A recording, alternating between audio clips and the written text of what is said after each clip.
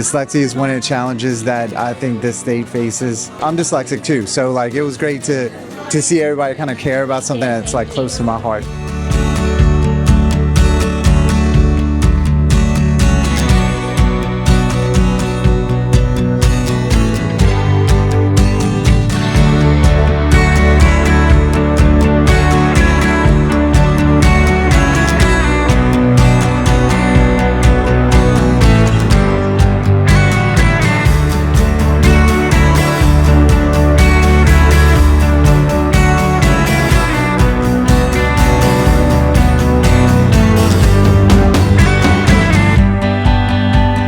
I really enjoyed it, and it was a lot of valuable information that you can apply to whatever field you're in. It's giving me ideas to take action. My biggest takeaway was the resource guide. I'm super excited about that, to have more information, to be able to go back into the classroom and use those tools to help my student.